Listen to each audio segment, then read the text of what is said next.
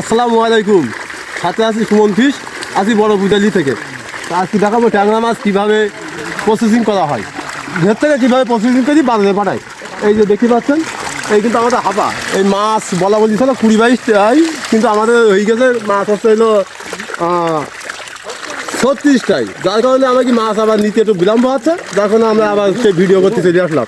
তো এই ট্যাংরা মাছ যদি দেখাই, এই মাছ আসলে খাতে খুব সুস্বাদু। তবে একটা মাছ আপনাদের দেখাই, এই মাছটা কিন্তু ডিম হয়ে গেছে। ট্যাংরা মাছ খাতে গেলে মনে করেন ডিমালা মাছ খেতে হবে। ডিমালা মাছের ঝোল বেশ মজা।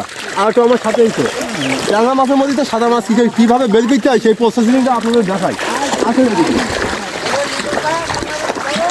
আমাদের টিমের অন্যতম সদস্য আছে, নাম আছে লিটন। এ কিন্তু মাছ এই সাদা মাছের মধ্যে কীভাবে ট্যাংরা মাছ আলাদা করতে হয় এই বিশেষজ্ঞ আছে লিটন।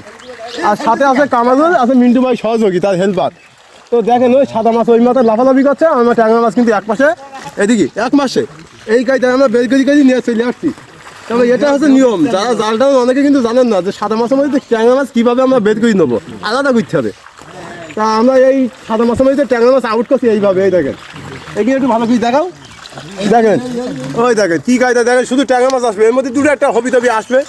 তবে এই হচ্ছে নিয়ম, এইভাবেই চলবে আমাদের খেলা যাত্রাবাদী। রাত 2টায় উঠেছি, আর এখন বাজে মনে করেন যে না 12টা বাজেনি, এখন বাজে প্রায় 10টা বাজে। এইভাবেই চলছে আমাদের সংযোগ, তো সাথেই থাকুন। আর এই ট্যাংরা মাছ চলে যাবে আপনাদের ইন্ডিয়ায়, আমাদের পার্শ্ববর্তী দেশ ভারত।